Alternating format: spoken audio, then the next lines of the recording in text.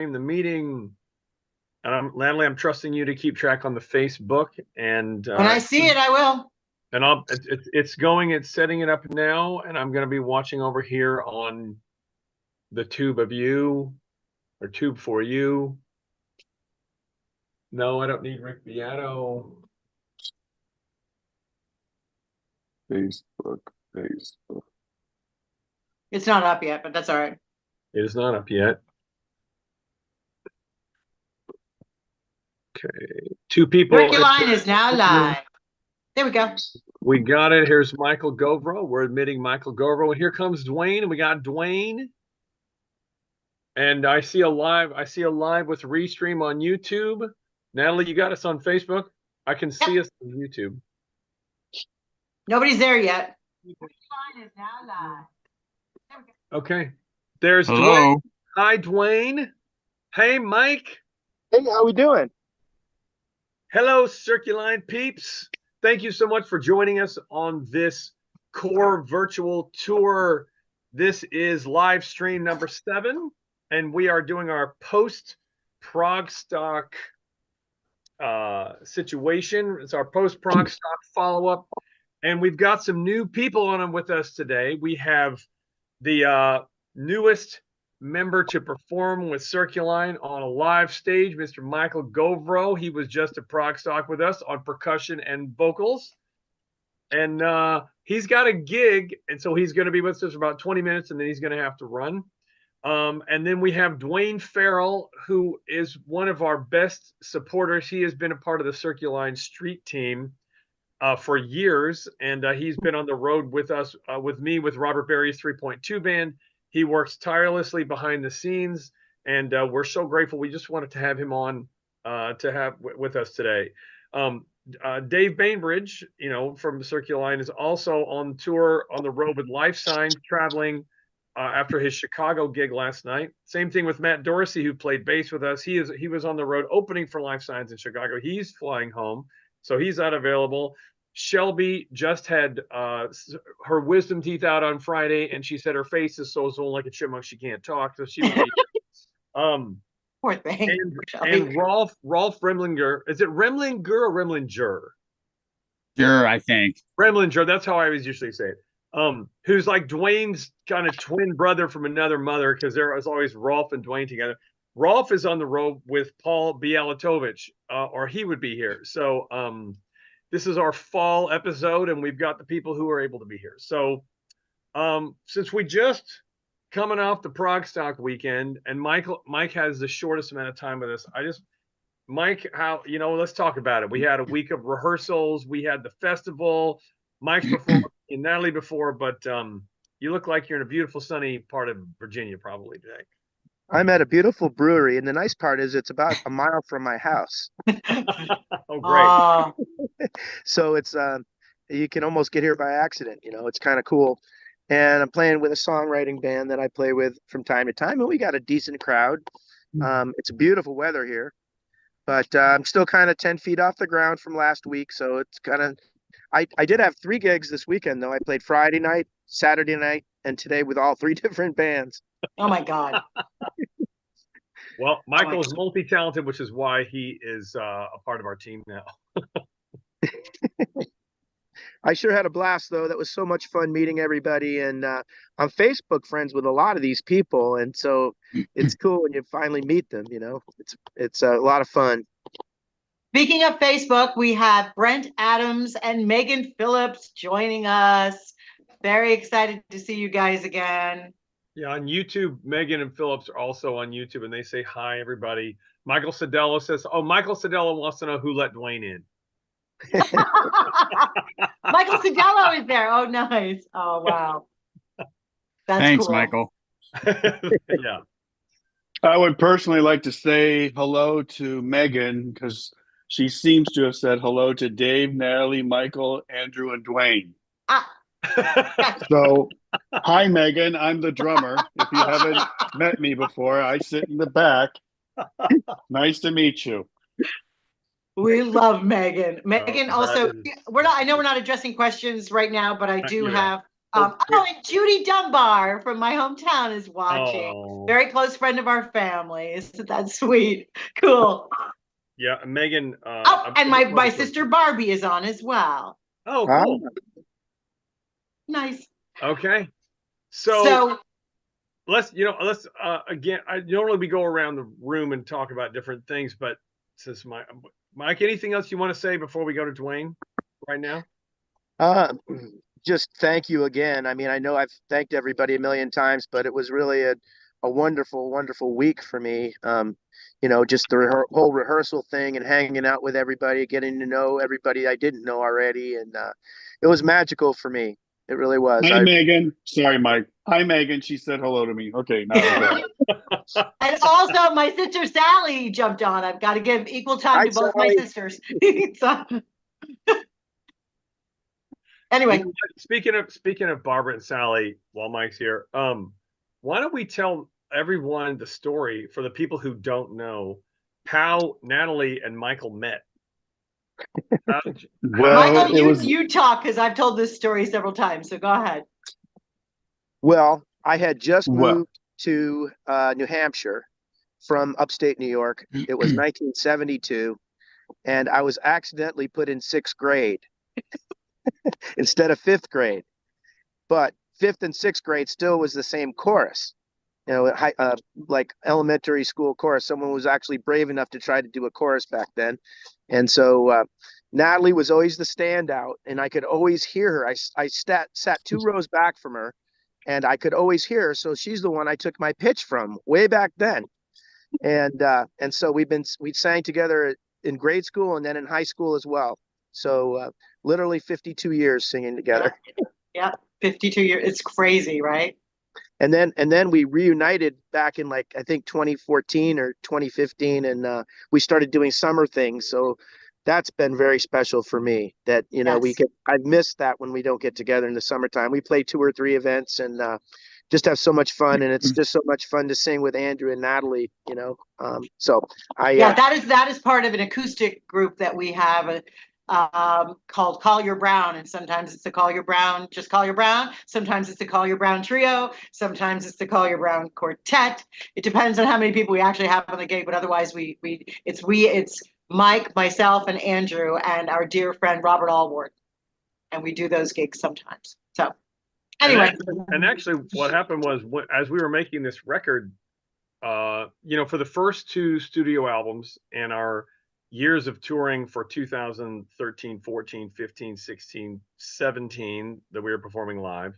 All those years, it was myself and Natalie, and we had Billy Spillane on that other vocal.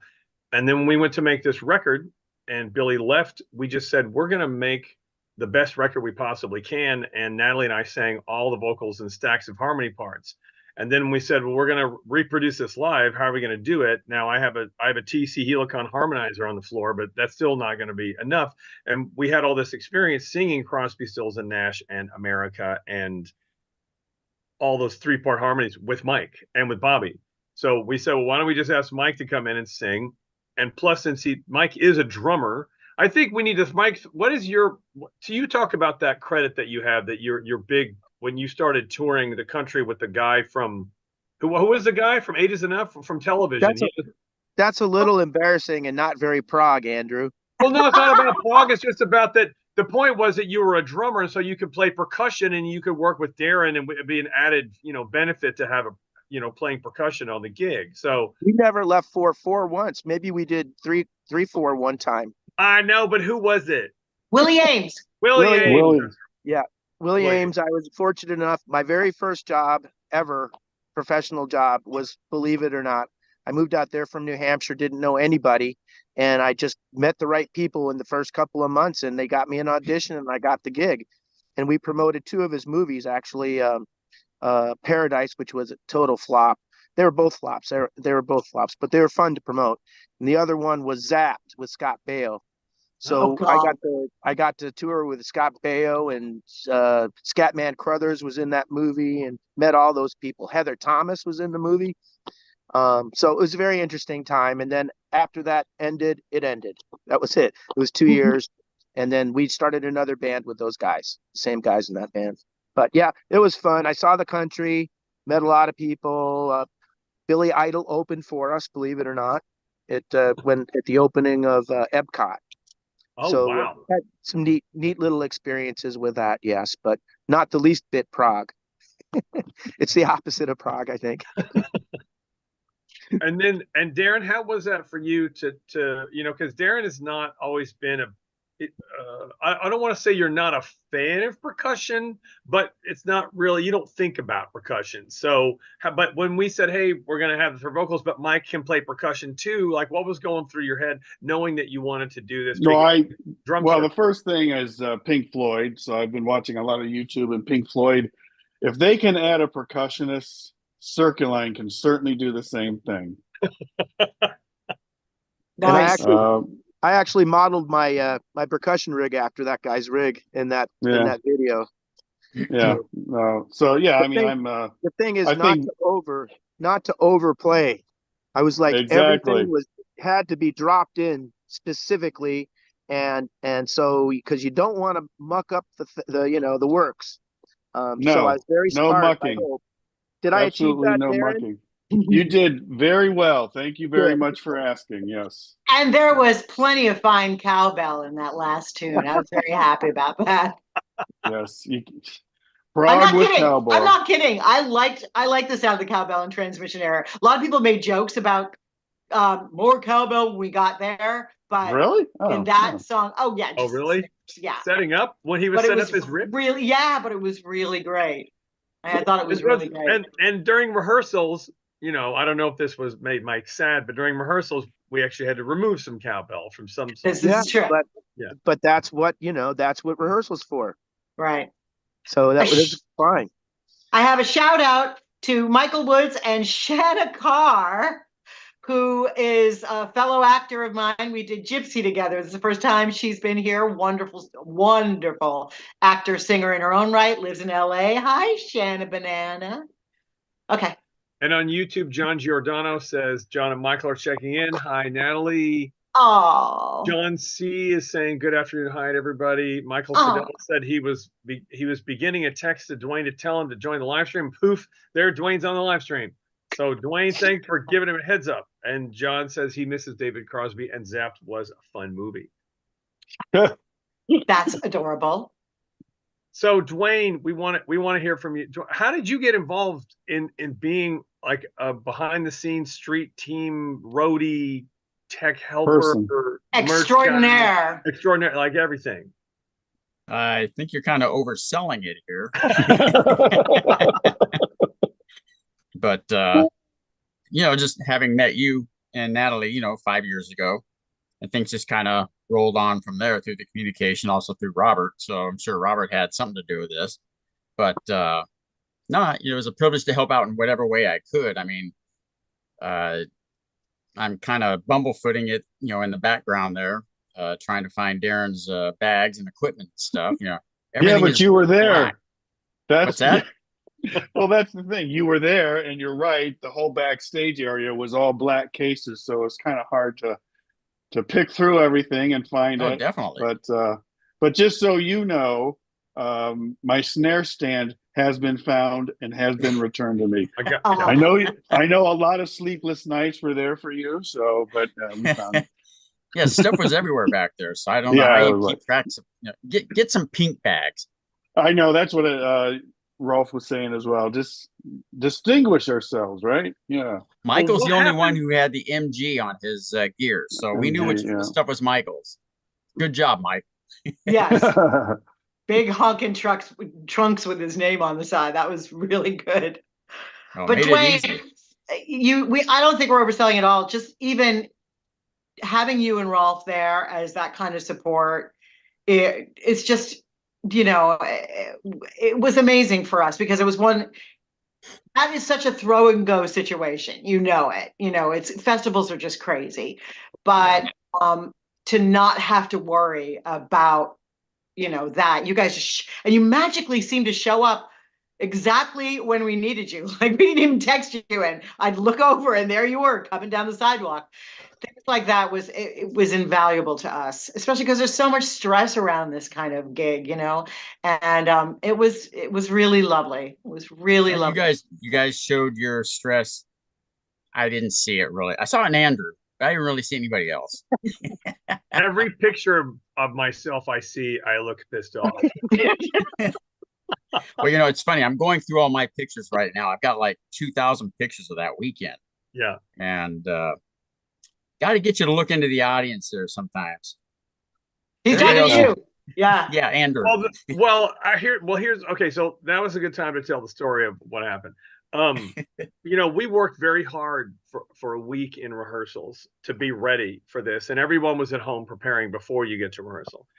And I felt that we went in feeling pretty good about what was going to be our performance, and we didn't have time. We as the band set up in what seemed to me like record time. I mean, we were like machine, like we were on, we set up, got everything ready, and then there were tech issues that had nothing to do with us, right? That took up time, and then we set up. We didn't have time for a sound check, and we did a line check, which means, okay, can you hear this person? Can you hear that person? Oh, I need a little more of this, that, and the other. And it was 2 minutes, 3 minutes, less than 5 minutes. Everybody says, okay, that sounds pretty good. We walk off the stage. They have an opening act who was phenomenal, but they've changed all the settings. And I don't know what's supposed to happen or not supposed to happen, but they walk off the stage, we walk back on, and nobody can hear anything in our in-ear monitors. Yeah. I can only hear my own vocal and my keyboards. I can't hear Darren. I can't hear Mike. I can't hear Matt on bass. I can't hear the guitar. I can't hear anything. And I can hear the click, and I can hear the audio track because I'm triggering that. So it's coming out of my keyboard rig. So I can't hear, and I almost stopped. We got into that. I almost stopped the song and started over. So I'm cueing the whole concert. I'm staring at Darren's right hand on a ride cymbal to get time. I'm staring at Matt's fingers and Dave's fingers for where they're playing on the guitar, and I'm lip syncing with Natalie. Know what the words are. I totally ignore Mike. I don't even know. I don't even look at Mike, except when he's walking around in front of me a couple times. And it was incredibly stressful. And it was the whole time of the show. Like, I don't know about you guys, but it was depressing. It was demoralizing. It was, I don't want to say debilitating, because we just kept plowing forward. But the thing is, when you're already running an hour behind, then I didn't feel comfortable stopping the show and saying, we got to get what we need in our ears. And I kept looking at people between songs thinking, should we stop and try to fix it? Well, let me interrupt you, because I think Eric couldn't hear the click either. Yeah, I couldn't hear the click at all. So again, like Andrew was saying, I was looking at, where he was with vocals. I couldn't see Natalie. I was looking at the back of Matt's neck where he was, because I can usually tell where he is in the song. So there was a lot of, what I find very disturbing about this is that we were hired and we were brought into this thing to be a professional band, and it is our job to do the best we can. Now, for me, if this ever happens again, I'm stopping the show. Yeah. Because we're not giving the audience the best performance just because they're running late. That's not an excuse. Right. That's not an excuse to do that. I was actually looking at you thinking that we should stop. I know we should. And I'm like, we should. Well, there was a lot of eye talking. There was like, looking at each other. Oh my God. I just decided that. Well, first of all, I loosened my left one anyway to see if I could hear. Well, I had to see what I could hear of the mains. Right. So because I could hear what was coming out to the audience, that's what the mains are to anybody who doesn't know. But what the audience was hearing was seemingly very informative for me to stay on pitch, since I couldn't really hear anybody else but me. And I could hear, and Dave was coming through nice and loud. I could feel Matt's bass. I could certainly feel the drums. My biggest concern, obviously, was not hearing other vocals or the keyboard. So after the first song, I did walk over and I gestured out to the house and I pointed to the keys, and then they came up a little bit. So that was great for me. But it was all just shooting from the hip, hoping we were going to pull it off. And I'm just like, okay, I'm going to do what I normally do and pretend nothing's wrong and just get through the gig. But it was so wild because then when we came off stage, everybody was telling us how great it was. I thought for sure we were going to hear, oh, well, you're okay. It was okay. We understand. I mean, I literally had no idea. And since then, we've been listening to all these video phone recordings of people. Oh my God, we did. We sounded great. It's kind of crazy. From an audience standpoint, from where I watched you all, you could tell, you could see it in Andrew's eyes, how he was kind of looking around. You kind of see it in everybody's eyes. But you guys pulled it off beautifully. I mean, you sounded good. No problem. I mean, I didn't hear anybody make any kind of commotion about it. You guys were the ones, and rightfully so, stressing about it. Yeah. But well, you did. You It pulled did it take off. it took a lot of imagination. Well, because Mike, well, you know what I did see is when we did the acoustic, maybe the track 3 was Nautilus. When Mike came off his percussion riser and came over to sing co-lead with Natalie, I saw him pull his right ear out. Yeah. So he was probably hearing stuff coming back from the house too. I did. I took one side out and I had the ambient sound, and that's what saved me, I think. Me too. When I loosened this one, I didn't want it to get caught up in my hair, so I just loosened it and kind of like stayed there through the whole show, kind of half in, half out. But that saved me. That saved me too. Oh, well, I kept during that first song, I'm looking at Darren like, should we quit? Should we stop? I was looking and I just couldn't read. I couldn't read. We need to get a real signal. Yeah. Like, because that's not what I was getting from you. Oh, you should have a drum. You should have a drumstick and just throw it at me. That'll get my attention. No, we need to have something like muskrat. Muskrat. Muskrat. Muskrat. You know what? Tell you what. Hang on a second. Muskrat. So yeah, but you guys wouldn't hear me. I don't have I'd have to go down to my drum mic. I'm gonna take. This is like the little Natalie's little elephant squeezy. And you hold it up. You hold it up. I'll just throw this at you because it's soft. If it hits somebody or hits something, it won't break. There we go. It's my little stress elephant. It's my stress elephant. I have to go. Bye, okay. Thank you. Bye, Mike. Bye, Mike. Hey, you'll see Mike on the CD. I'll catch up with you guys soon. Absolutely. Have a great gig. Thanks for coming on. Thanks, Mike. Okay, so we're hearing a little bit from the Scott Blondin is here. Hi, Scott. Oh, Dave's here. Oh my gosh. How long's Dave been here? Hey, Dave. I didn't even know Dave. Hey, Dave. Wait, he's connecting. Can you unmute him? I think he's muted. To unmute. Can I unmute him? Oh, he's unmuting now. Yay! How long have you been waiting? I didn't even see you in the room. About 10 minutes or something. Oh my goodness. So sorry. Oh my God. Where are you? I am so shocked to see you here because I thought you were I thought you were driving home from Chicago. Yeah. No, we got the plane. So me and Chris got the plane back. All the gear's being driven back tomorrow. Oh, okay. Are you talking about your Life Signs jet? Is that what you're talking about? Your own personal Life Signs jet? Your personal, yeah. Well, it has United written on the side of it. Yeah, so literally just got back here and then had a cup of tea and bite to eat. There you go. I'm so sorry. I didn't think I did. I popped in when I got up to go get the little stressy elephant. Yeah. We were This is our talking new sign that if we have a problem, like on the first song, I'm going to pick it up and throw it at Darren. And then we're going to stop the show and fix the sound in our ears. Stop the show, yeah. We were just talking about the Prague Stock experience, but we are hearing, I have to tell you, lovely comments. Tony Brown he's fascinated at how we sounded and how stressful for us all. And Salacito is watching. Kathy DeFalco is watching. Oh, she's just joined my Patreon page. Hello, Kathy. Oh, nice. And thanks for the pre-order for the new album. I got that. Oh, and Dennis Schmid is on. I hope I said your name right. But there is a question. Oh, Scott Blondin from Tennessee. Oh yeah, hi Scott. Dennis from St. Louis.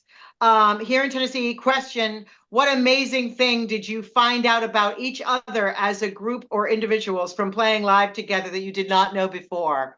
I would like to go first. Uh-oh.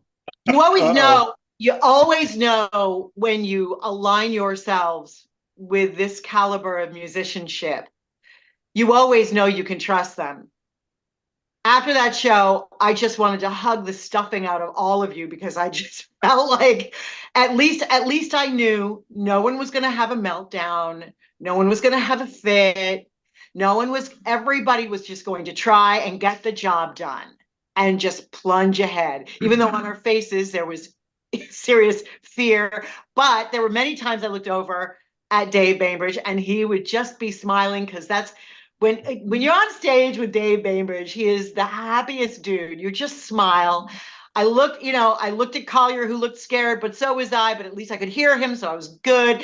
Darren was just plowing through. Matt looked like he wanted to leave. Matt looked like he just wanted out. I want to be done. But the thing is, when you're on, hi, darling. Hi, Sharon.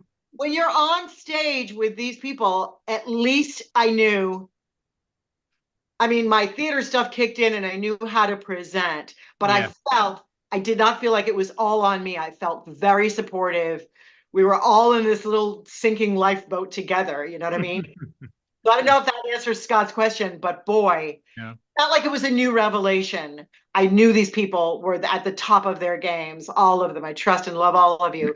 But to have that kind of experience and know that in my bones and just be able to feel safe and still, even though my heart was going like this, to be able to give at least good show, do good show.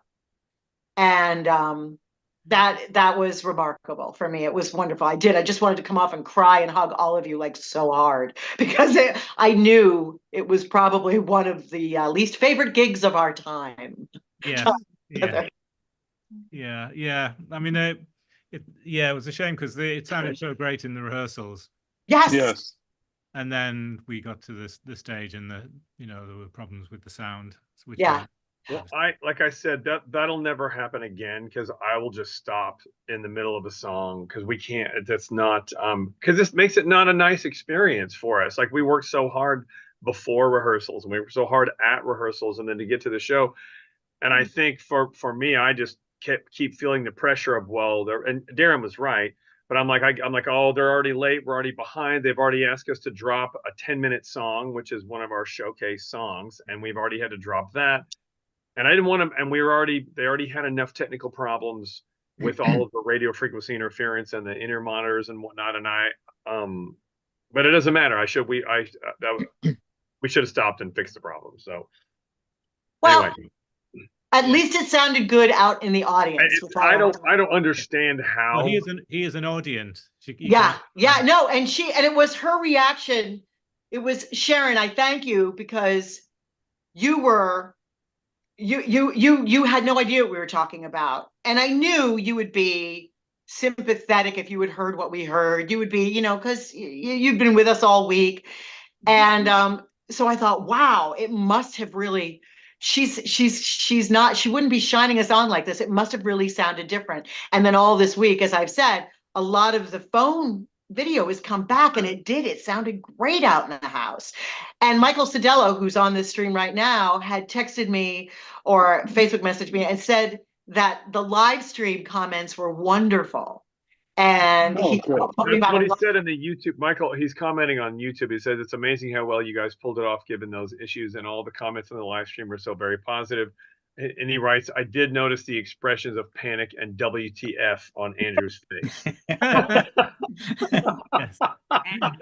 Okay, so we have to work on Andrew's poker face, apparently. I'm usually really good at poker, but not in none of those conditions. So it was showing. Sorry. You guys were all I'm just staring. I'm just trying to. I'm staring because I'm really trying to. I'm watching Dave's fingers, so I can sync up with him because I can't hear him. And same thing with Matt's fingers because I can't hear him. And then Darren, I'm just trying to watch ride cymbal with his right hand because I can't even see a snare hand. I don't even can't see a snare. I just see Well, it. we should clarify too to everybody that first song is, by the way, is in 9/8. It's in Yeah. 9. So And in fact, I with looked the at click Darren, track, and I couldn't hear the click. So and do the the click's math. already the click's already going. So I just looked at Darren and went 1, 2, 3, 4, 5, 6, 7, 8, 9. Well, he came in that's a good like thing across the because stage. if you wouldn't have done that, I know. I would have had no clue where we were. I know. No And I was clue. like, why is Collier counting so much? Oh, they must not know where we are. Some serious countdowns there, Andrew. Yeah, serious. Yes. So how was it from your experience in the audience? Oh, I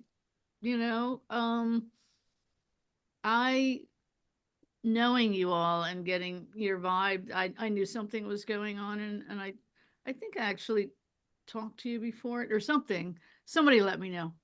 But it was really, I mean, you guys really spelled it out, professionally, and your stage presence, and you guys, you've been through it all, and you soldiered on, and it was really good.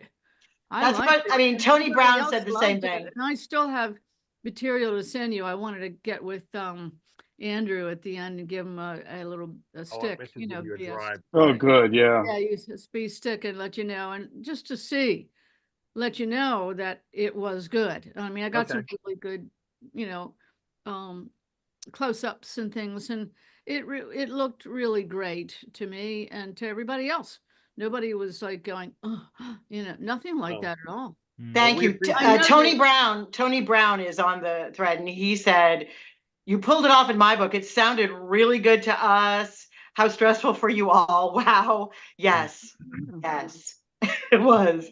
And then there's, it's always about the bigger picture, and if the overall experience of the music is positive, I think that's the main thing. Oh, I think so too. And I hate to be Debbie Downer here, but the true testing of this is when we get the footage and audio back, because well, no. I mean, I'm just saying, like, you.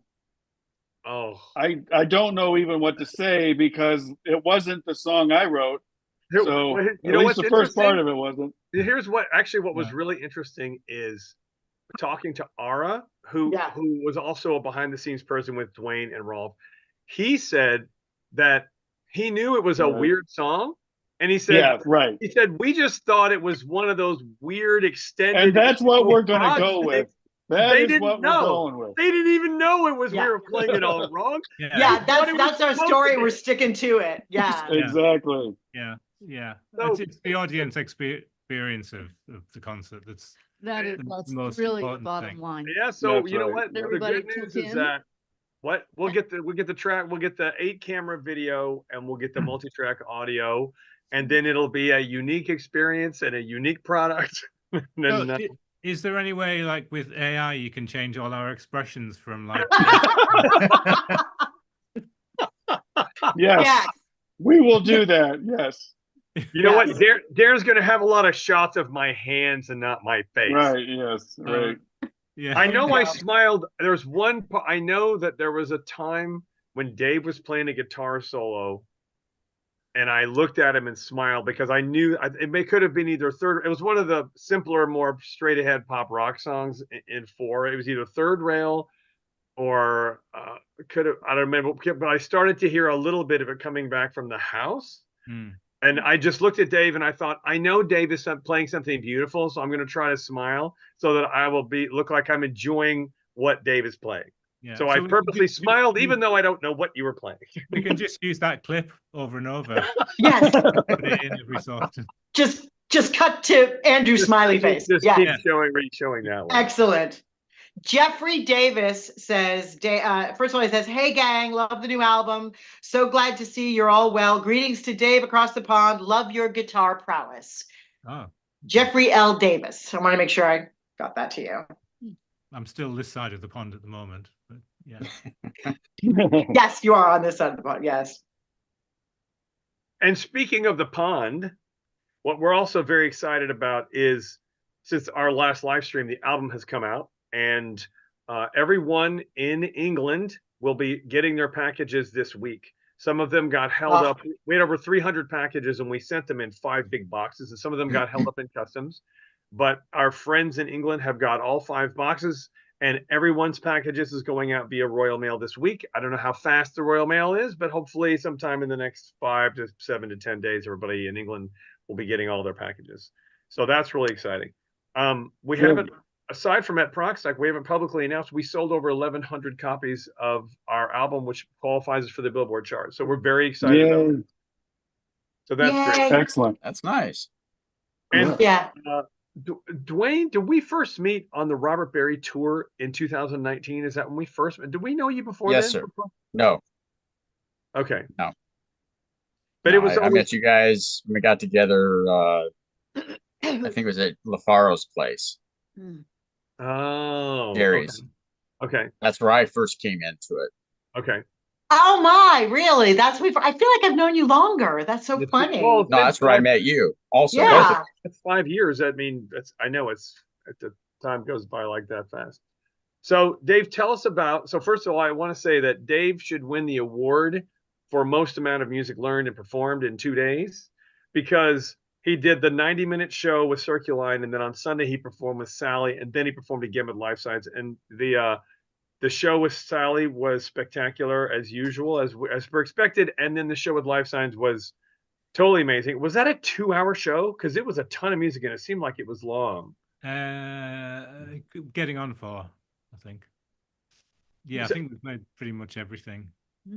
Yeah, and you guys did, and they played with Chris Mack on drums for these shows, and it was just, it sounded great. Did you know what? Who's the engineer who's part of the Life Science team?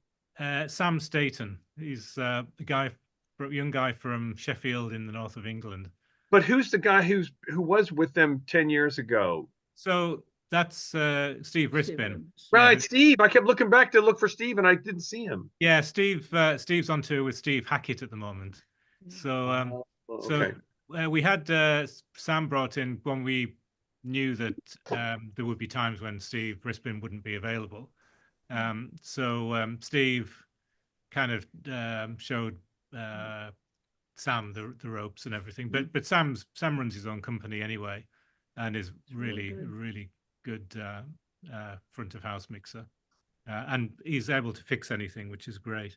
He actually immediately knew what the problem was when he saw all those the wireless boxes for the in-ear monitors. So it's a shame he wasn't around when. Yeah, it was. What did he say? Then what did he say? We didn't have the paddle extenders. Well, apparently he was saying it was all kind of just a hodgepodge of stuff put together, and the receivers, the aerials weren't powerful enough, and they were all pointing towards the audience for some reason rather than the stage. But they weren't powerful enough, which is why we were getting all the static and dropping out. Well, we turned so before those 6 transmitters are ours. We were told that the festival was going to rent those powerful extender paddles, and put them on either side of the stage. And then I was told 3 days before the festival, they said, "Yeah, we're not going to rent those. We'll just turn your antenna and point them towards the band." So so whatever happened, that thing got turned. It was supposed to be pointed towards the stage. Right. I know when we were rehearsing with Life Science, we had the same problem, and Sam actually went out and bought a more powerful, receiver type. Okay. Wireless transmitter. Wow. We used on the gigs, the Life Science gigs, and that made quite a big difference. Oh my God. So speaking of Life Science gigs, how is it, for those who don't know, you packed up and left Progstock, but then you had a series of shows. How did it go? Yeah, really good. Yeah, the audience on the first one was very sparse, but the gigs went great. We were we were on the road with Matt Dorsey, who obviously did bass on the Circuline gig. He was doing an opening set, and then we had Mike Keneally doing a set, and then Life Signs. So we were all on the road in the van together, which was great fun. And I played a bit with Matt and Mike, Oh, cool. which is good fun. Excellent. Yeah, no, it was great. The best gig was definitely last night in Chicago, because it was a small intimate kind of venue, but absolutely packed out and very enthustetic crowd. So, Oh, cool. yeah. So what's yeah, your next thing? well, I'm learning and currently learning another set, because I'm going to be playing with Colin Blunstone in England. So I head over there. He knows most of it. It's just a couple bits. So yeah, Good. so that's on Wednesday. Head over there for rehearsals and a short tour with the band plus a string quartet, because we're doing the whole of his 1 year album, which is his first studio album, plus a load of other stuff. Oh, wow. And then we've also got 3 Life Signs gigs in the UK as well. Fantastic. Overall, how was your first? Wasn't this the first time Life Signs played in the In States? America, yes. Yeah. It was, everyone loved it. Yeah, it was very positive. Oh, that's good. Good. Yeah, the plan is to do more next year now that we've got these year visas for the rest of the band and for Sam. Wonderful. That is very good news. That's fantastic. I don't. We had you locked out of the room, I think, unfortunately. But Shelby was supposed to be here. Apparently, she had her wisdom teeth out. Oh, no. And so she's like, yeah, no, I'm not gonna make it. So, but we should mention, because she was our bassist for the album, even though Matt Dorsey played the gig with us. Shelby's band Kairos did very well on Friday night, and it was really a joy to see them live and to see just how much fun they are on stage. And I was really, really happy for them. Really happy for them. They're doing great. Yeah, I was sad to miss that, because I was rehearsing with Life Signs when their set was on. But yeah. And that was their first time in the US as well for Kairos. Yeah. So I think they also have plans to come back around the cruise and utilizing, like you said, those 12-month visas that you got for Prague stock. Yeah, the visas, they're they going to do have that to next year. use them while they're usable. Yeah. Same Take thing with advantage. Life Signs as well. Yeah. By the way, I just want to say, back to Sam Staten. He says Staten. I always go Staten. He's the one that helped the Saga situation that they were having. Oh, yeah. I know that Michael wasn't feeling well. Wow. And he had to go off the stage. But as far as the all that mix and everything, he jumped in there and he knew what was going on. So yeah, you might want to stay friends with him, and who knows? Indeed, yes. For some of your things as well. Okay. I think that's if that's one lesson maybe we've learned from Progstock, it's and with what we do with Life Signs is having our own sound engineer. Oh, I think that's key.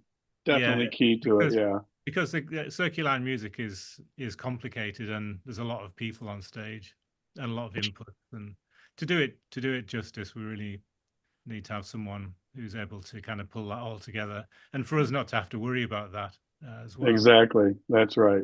Absolutely.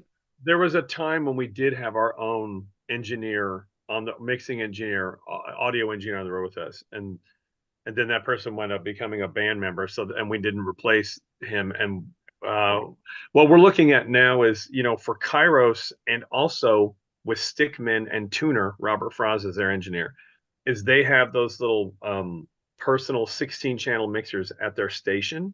Yes. They have a splitter for the house, and then they run everything through their own mixer, and everyone has got their own 16-channel mini mixer at your station, and you mix your own mix. And that's connected with an Ethernet cable, so you don't have to really worry about if you want to go wireless. And if you do want to go wireless, your transmitter is right there at your station, so you don't have to worry about it spanning 30 or 50 feet across the stage. So we're looking into that, because we've already got some of the components that we need to make that system work now. So yeah, no, it's a good idea. And similarly with Life Signs, we do the same thing, but on software on iPads.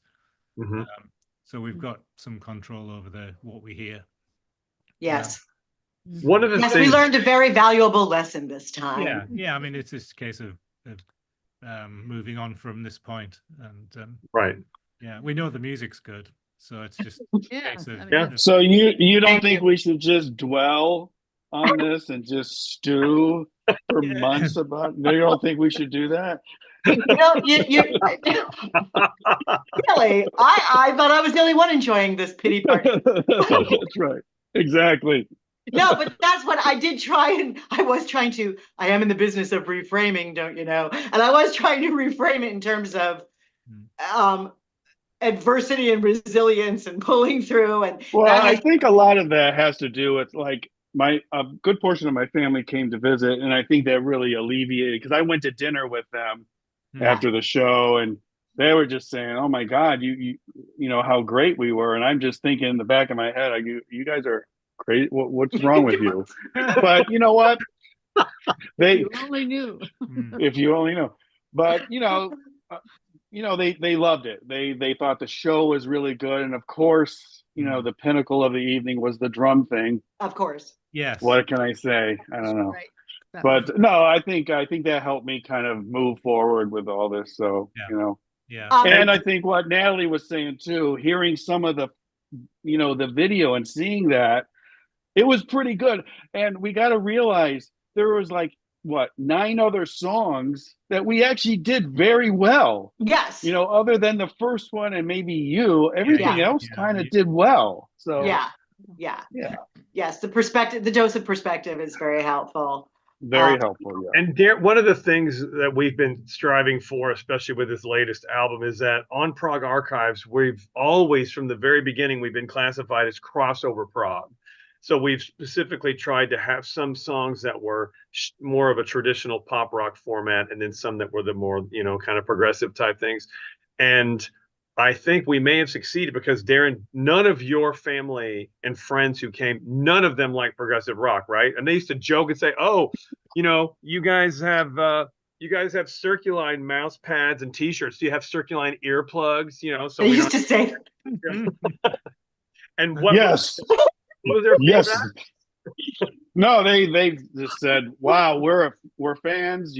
This was really great." Of course, Blindside was, I think, one of the more attainable songs, and I think a lot of people can relate to that song and just the vibe of it. So I think it is truly a good record, and we do kind of cross over there. Kudos. Yeah. Yeah. So. There was a question. I'm going to answer a question from the lovely Megan Phillips about the impetus or the influence or what made us write Say Their Name. Yeah. And Say Their Name was written, it was germinating during the time of George Floyd and Sandra Bland and some of the tumult in the country. So I'm also a social worker, therapist. So it was nice for me to be able to combine my songwriting with some of that. It was at great urging by Collier, who heard during a songwriting session, heard Billy Spillane, our former co-lead singer, and myself bitching about what was going on and how scary it must be for people of color, yada, yada, yada. And we just kept ranting on about it. And finally, Andrew said, "Oh, for God's sake, we would just start writing something like that. Take that, do something with that." And so that's where Say Their Name came from. And then the drum, have you noticed that everybody's calling our drum thing a drum circle? Yeah. You know what's funny? I called it a drum circle. I called it a drum circle on the set list because last time we did this, we called the drum off. Yeah. But I wanted to call something different this time, so I was calling it the drum circle, and I think it's because we all kind of rotated around. Yeah. Okay, that's very interesting because Mike, and I don't know if I ever say his last name right. He's like a good friend on Facebook. Mike Polisi or Mike Police?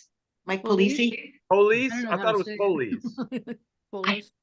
Anyway, big help at Prog Stock, wonderful friend, nice fan, but he got the whole thing captured. And he called it a drum circle too. And so that was really nice to see. And it sounded great and it looked great. And, you know, that was just fun. You guys are now all honorary drummers. Yes, we are. Feel proud. That's great. Did he post that piece?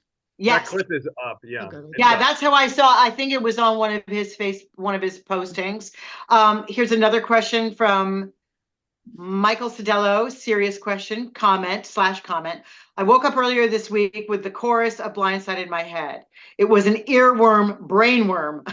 A very good one. Excellent. That would Yay. not go away. And I realized that it was a song that might appeal to listeners of other genres, which is just what we were talking about. Exactly.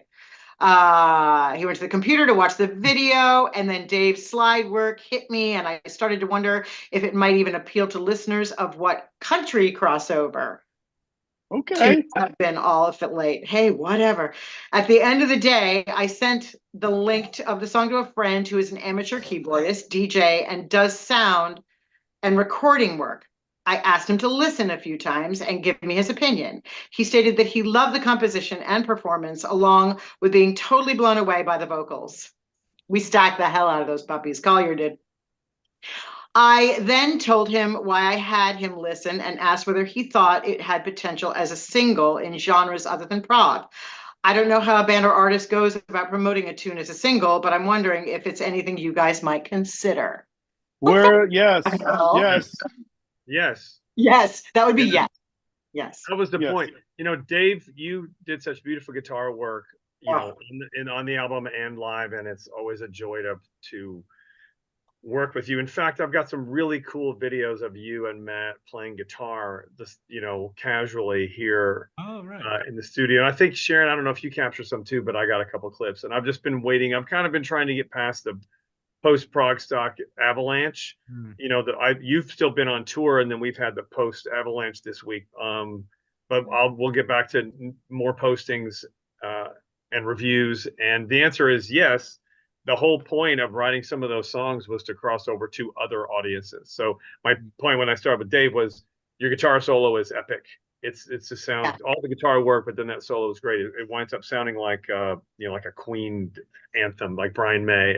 That's what a lot of people like. That's what I thought when I heard it, but a lot of other reviewers have said the same thing. Well, and Matt Dorsey, I mean, who gave us the idea for the song and was a huge contributor to the song.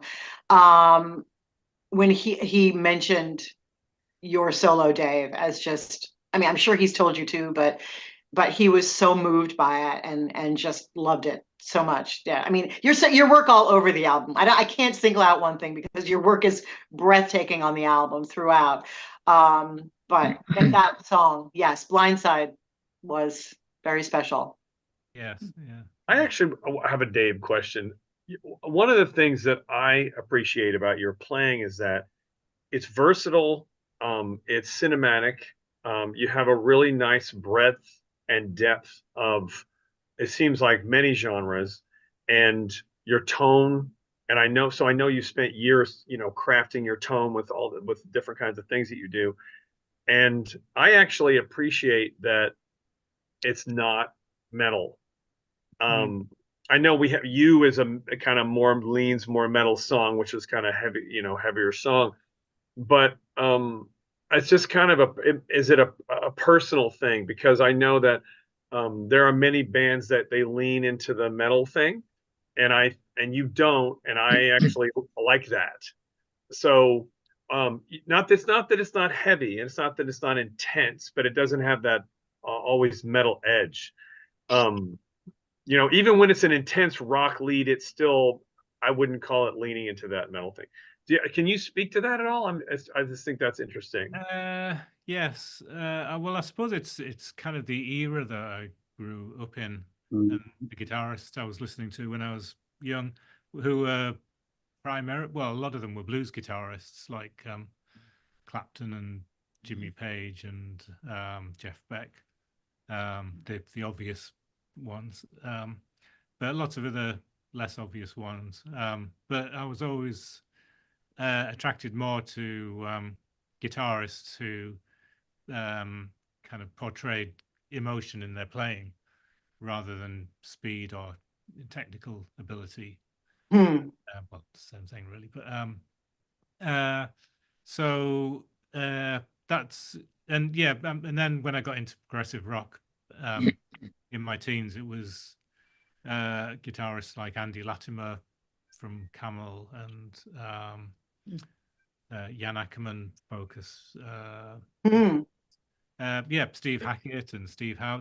They all had an individual style that was easily recognizable, but they could all play lines that hit you emotionally.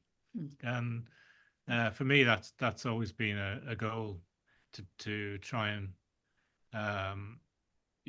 touch someone's heart rather than how fast I can play.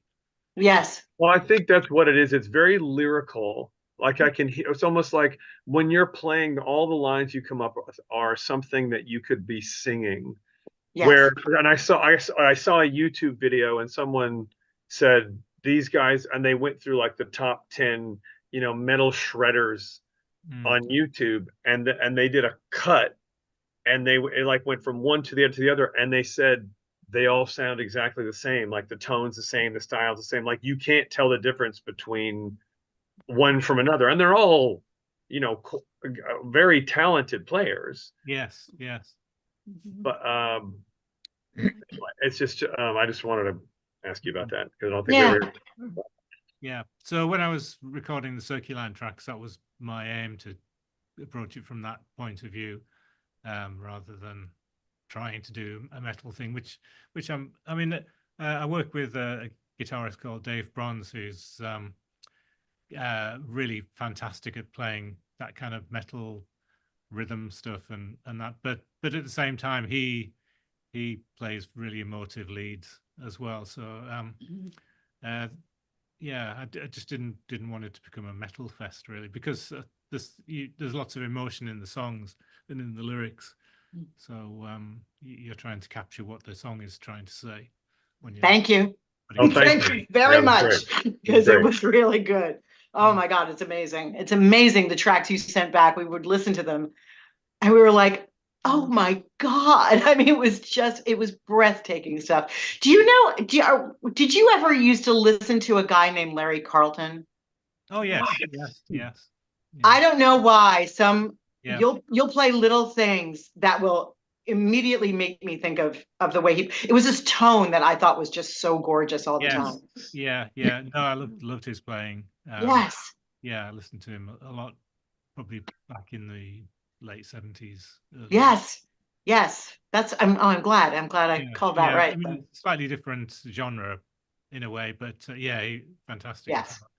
But it was his tone. It would just exactly. Yeah. Tone wonderful. and emotion in his playing. Yeah. Well, I think that it was really enjoyable to see you with Life Signs because you got to play some really nice keyboard parts and you had a lot of interplay with John Young and plus with your guitar. And I think when I saw Life Signs in 2014, and I don't know if they were on the cruise in 2017 or not, but who would have been the bass player in 2014? I don't think it was John Poole then. Isn't it Nick Beggs? No, Nick wasn't. It wasn't Nick. Yeah, no, I think live it's always been John Poole on bass. Because I didn't remember him. I didn't remember him singing at all. Maybe he has always been singing, but his vocals were really good. Yeah, maybe when he first joined, he was just playing bass. Because it sounded to me like there were not many tracks, either no tracks or hardly any tracks. And I remember when I saw him on the cruise before, I think there were more tracks, but because John's singing now more and you're singing some and you're also playing some keyboards and stuff, it sounded like they just didn't, I either didn't hear it or they didn't need as much. No, when I well, one of the reasons for playing the keyboards is so that there's less tracks. Yeah. And also it gives John more scope to concentrate on the vocals, because some of the keyboard parts he comes up with are quite complicated. Like on Altitude, there's like a piano piece I play, which he just found hard to play and sing at the same time. And if you're thinking about hitting the right notes, you're not thinking about getting the song across. So doing this and singing it right at the same time. So we've kind of tried to pull those things out so he can really concentrate on the singing. Oh, that's good. Mm. But anyway, you guys sounded great, and I'll look forward to seeing you guys again, sometime in the next 12 months. You know, when the life Yeah, science is going here again. Yes. Hope so. So, Dwayne, do Yes, you, ma'am. Yes, how many ma'am. other bands are you out there helping lug stuff for? Are you doing that anytime soon? No, this is the only experience I've really had, starting with Robert, and that's, I kind of got worked into that, and then now with you guys. So Wonderful. it was a different experience for me though. I really enjoyed it. I was impressed with the professionalism that I saw everybody have and the camaraderie that all the artists had with each other. I mean, and again, I'm kind of a newbie into this genre. I'm outside of Emerson, Lake and Palmer and all that, but progressive rock, I'm new to it. I'd say probably 8, 9 years, and Rolf would take a big responsibility in pushing that on me. But I enjoy this music, and I have to be honest, Dave, I love life science. I mean, you guys blew me away. And I talked to John the next morning. We were staying in the same hotel, and I talked to him the next morning and just told him that, I'm new to your music, to life science. I had not heard it before. I've now got 5 CDs of it, and I'm thoroughly enjoying it. I mean, it's really good stuff. And Dave's guitar playing is just, beyond, what I'm used to hearing. And I'm glad he doesn't get into the heavy metal type stuff. I love the rhythms he comes up with. Yeah. But in regards to doing, working with the bands or anything like that, I deal with Robert. I'll go down there and help him out with whatever he needs. And this was a new fun experience for me. And like I said, just getting tossed up with Darren's bags all being the same as everybody else's, that was my first, oh my God, panic moment. So I know. I remember you sent everybody a text. You said, hey, there's a lot of stuff. It's something like there's a lot of stuff happening back here. You might want to come back and get your stuff. But we didn't, you always have to clear off with the next band. And Darren, what happened the first night? I don't understand. They had the Genesis, the pre-show concert was a Genesis tribute band. yeah, Abacab. And you said your stuff was up in the black box? Well, yeah, they weren't initially going to have my drum kit up there on that stage, but Abacab drummer decided to use mine, so I had to go up and help him set it up. And so I think they broke everything down. I think most of it was carried over to the main stage, except for a few bits and pieces that were tucked away in the corner. And I believe Dwayne and Rolf and I had to go do a hard target search for all that stuff. And we lugged, I don't know how many times, 4 different times that we've lugged those cases from one stage to the other, over this way and that way. So yeah, it was quite the experience, but I will be painting them pink. So that's good. Pink cases from now on. I think I remember Darren saying they were black cases in a black hallway behind a black curtain with no light in the dark. Yeah. So there you go. See it. You couldn't find anything. Perfect description. Well, the other thing too, I swear, when we were doing our loadout after the whole thing, I almost grabbed someone else's cymbal bag. Because it was identical, and I thank goodness I opened it up and said, "Those are not my cymbals," and I didn't take them. So yes, that was very good. That was very big of you to not steal. Thanks. Very good. Very good. The way I was brought up. Thank you very much. Yeah, it was just before. It was either just before the Dave and Sally or the Life Science set. Because all my stuff I put my name on it on bright kind of lime green tape, so it's easily recognizable, except my rucksack. So I'd put that down for a minute on a table just backstage. Yeah, that's right. I remember this. Yes. Yeah. Yeah. Then I came back a minute later and the table had gone. And so I couldn't find the bag anywhere. And there was another group loading out. So someone said, "Oh, is that your bag over there?" And it was right next to the load out door. That was Tom. Yeah, he dragged it over. I saw him bring your bag over to the other side of the stage. Yeah. So the guy who's from the previous band said, "Oh, another minute, and that would have been on its way to Ohio." Oh, wow. So Yeah, stuff was moving quickly back there. Yes. Yes. yeah. You know what, Darren? We've got a whole box of metallic Sharpies. Even if you just take Yeah, the I mean, metallic that's- Sharpie and write your initials on everything, that would Yep. help. Mm. Yep. Next time. Hey, Dwayne, since you live in Northern California, you're in northern half of California, and Yes. Rolf is in Ohio. How did you guys meet? Somewhere on Facebook.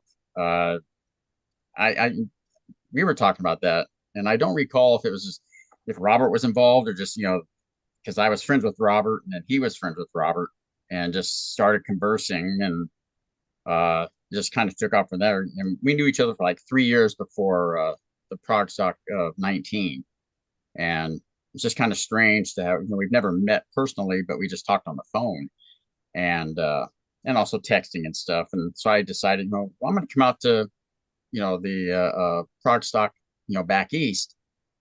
And I'm thinking after I sign everything up, we're going to be together for 10 days. We've never met. And you got to pray that you're going to get along, because that could have been 10 days of hell. Yes. Yeah, And, right. Exactly. no, it worked out great. We're still friends, no problem there. Just we got along really good. And Great. he's educating me in a lot of the genre here. So I appreciate that. But also just, Robert, he was big on, I was meeting people with him. And I told him once I was retired, I said, hey, if you need help with anything, just, moving boxes, licking envelopes, I'm bored, I can help. But he hasn't taken me up on that, so that's okay. But I had a good time, going back there and just meeting everybody that I did and just doing whatever I could do to help and not get in the way. It was great. No, you were a huge help. Yeah. Not quite sure what, but thank you. I know I did. The one thing I did is I helped Dave tape up his chords on the stage, so so he wouldn't trip all over everything. Yes. But no, it's people like you and Rolf that really help kind of perpetuate the whole progressive music scene in a way, because everyone apart from the really big bands are working on a shoestring budget. So Yes. whenever there's right. who can help with things, and there are people around, it really makes our lives a lot easier. Yeah. So that's what my intention was. It's just just show me what you need to have done, moved, not moved, whatever, just to help, because I understand the shoestring budget bit. I totally get that. And but it just got to where there was a lot of people back there, so I didn't know if everybody knew what it was they were supposed to be doing there. The last thing I wanted to do was get in the way of something that had to be taken care of. Yeah. So I was just being mindful of that. And if anybody just, needed something, I went over and helped. So yeah. But no, everybody was really good to me. Everybody was really nice. I enjoyed the people there. And I love the music. And so I don't get caught up in all this stuff though, so I just enjoyed the experience and, the sounds that I was hearing. So, and everyone, like I said, everybody was gracious. I appreciated that. Well, thank you as well for coming on today. We just wanted to kind of, round out everybody's sort of, Prague Stock experience. We're running a little long. I mean, I'm about to wrap up. No, actually, I want to hear from Sharon, because Sharon hasn't got much. No, and no. Sharon is a no. Sharon's like, Sharon's an integral part of the team as well, because first of all, she helps Dave. Number two, Sharon is great with photography and video. Number three, Sharon has been behind the scenes and for many years in the video and audio world. And also Sharon has a unique eye because she's also been on stage herself, right? You've taught, she's, I don't want to say the wrong things, but I want to say you teach aerobics, used to teach dance, you've taught yoga, she has a performer's eye. So which I've is been in also, theater. and theater, right? So it's not like it's just a and a stage manager. I mean, I've been a stage. Anyway, I don't want to go on. But no, but this is our time to go on about you, because it's very helpful, because you understand all the things. Sure, thank you. And it is very helpful. Thank you. So you got to come up here and hang out in Red Hook for a week. and then head down to New Jersey with us. And I couldn't it say was your anything about birthday. that We got experience. to It was have a really birthday. great with you guys. I mean, we just had a blast. Yeah, it was fun. Love your We had a cake birthday and all dinner. that. And sorry, I had a little work to do in the room. I couldn't be with you guys more, but that it really helped. But it was nice to be able to like focus on what I had to do. But yeah, it was a great experience. I think Yeah, all yeah, should do it again. absolutely. Without the pressure of having to like rehearse for anything, just come visit, have fun. Definitely do that. Well, But yeah, maybe talk about things that are coming up more and what some of our dreams are and more of our backgrounds and things, I think, to be able to share with people, because yes, that's really important. I think so too. Yeah. Well, in the past, we always would book a series of dates. We'd have 5 shows, 10 shows. We'd have a series, but just with schedules between our schedule, Dave's schedule, Matt's schedule, just life schedules. This was the live show for the year, which we will have documented in an upcoming CD, DVD, Blu-ray. But we would love to be able to, do more with Dave and Matt or Shelby or whatever. I want to throw out here on YouTube. John C. wrote, "Thank you, Dave, for making Irish prog a real thing." What does that mean? Is that from Iona? Irish prog. You mean what when you say what does it mean? You mean what does Irish prog mean? Well, he wrote, "Thank you for making Irish prog a real thing." I don't know what that means. Do you know what that means? Oh, right. Okay. Well, I suppose The Celtic. yeah, I mean The a lot Celtic influence. yeah, with my band Iona, that we it wasn't, we weren't thinking really about genres at the time, but the music just came out as it did, with all the influences that we had as the members of the band, which initially was me and David Fitzgerald, and then Joanne Hogg were the core members. So Joanne came from a singer-songwriter, Joni Mitchell type, Sting, loving all that kind of songwriting craft. And me and David Fitzgerald loved Irish bands like Clannad, and but also progressive rock bands like Yes and King Crimson. So there were influences from all those things. And then when from the very actually, when one of the things, when right at the beginning of Iona, my vision was to have a band that featured pipes, the sound of pipes. And I wasn't quite sure what I meant by that at the time until I heard Troy Donockley play, who later became a full-time member of the band, who's now in Nightwish. Oh, yeah. Yeah, when I heard the sound of his, well, I'd loved albums like Kate Bush's Sensual World and the Mike Oldfield albums that had Irish pipes on. But then when I heard Troy had a band called You Slosh, which is a strange name, but who were kind of a cult band back in the late 80s. And he was playing Irish pipes and whistle, but it was basically a rock band, Wow. even progressive rock, and it just sounded fantastic. So I always wanted to incorporate that element because I thought the sound of the pipes and whistles was so emotive. So, but then harmonically, Irish music is often quite simple. So I wanted to create more interesting harmonic landscapes for the pipes and whistles to float over. So I suppose that's and then the rhythmic element as well, playing in different time signatures and things. That's, I suppose, how it maybe comes to the Irish prog definition. Yeah. Speaking of rhythmic element, it was so cute during the Dave and Sally show when there was at one point you guys were doing a thing and Dave and you went, and she was like, "Oh," and then like turn around. That was the first song, yes, because normally she played the second half of that song. She plays on the big Gentle Giant marching drum that we have, but we didn't have that there for this because the prog stock performance. And I think she was just so happy to be on stage. You had a big floor time. How big is that? The big floor time that I played, Darren, the big white one. How big is that? Well, that's an 18-inch floor tom. All right. Okay. Yes. Yeah. She Yeah. just forgot to play it. I saw that she was going to go into the next verse, so I just sort of pointed. It was cute. It was just cute Adorable.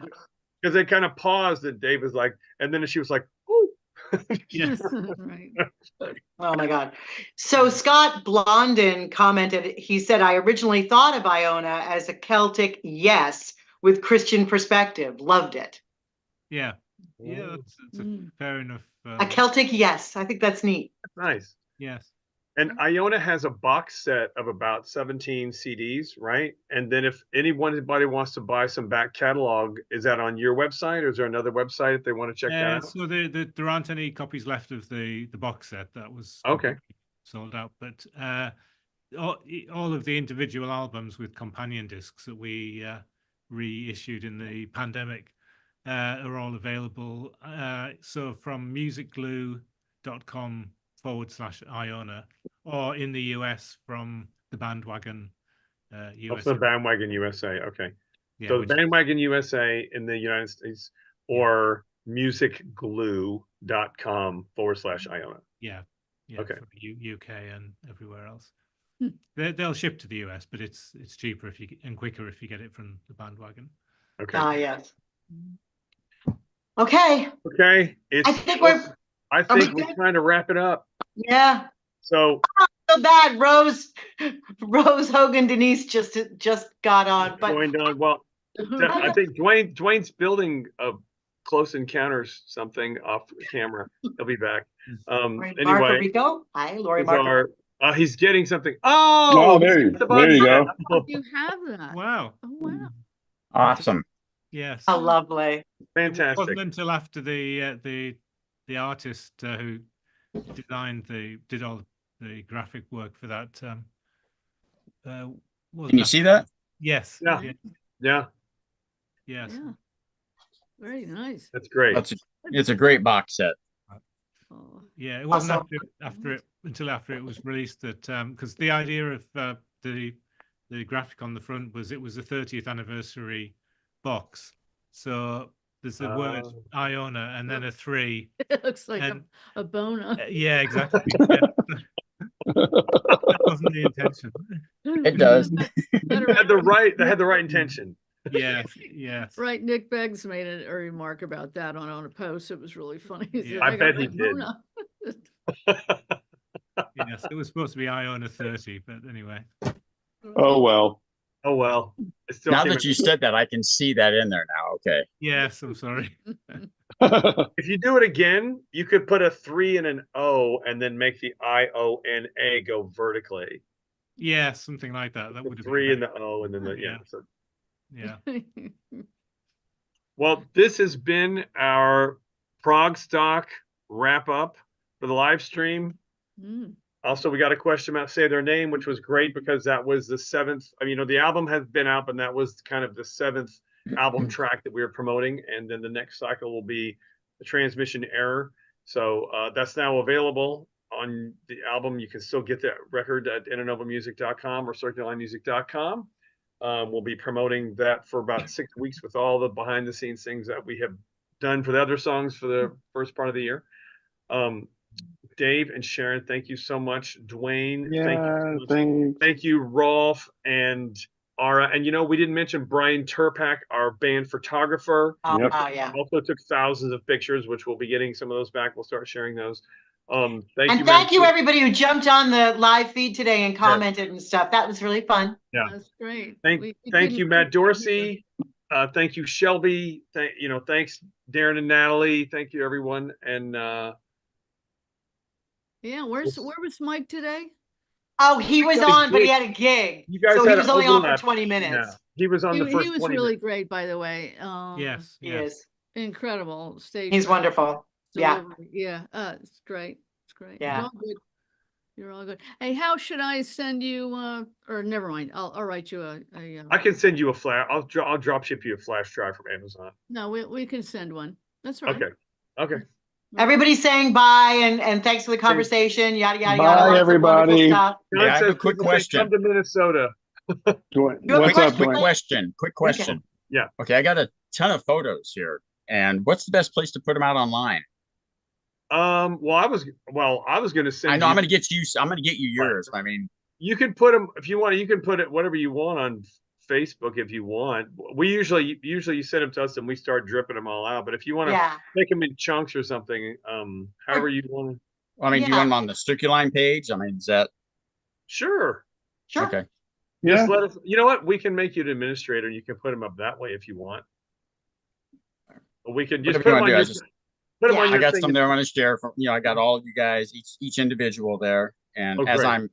I'm my computer right now is just running through them as I'm watching you guys. Okay. So I'm seeing a lot of these for the first time. So I haven't been able to go. I got like 2,000. So Okay. Well, your friends, I think your Oh my friends, God. everyone, and so just start putting them up and just tag us, and we can reshare them then.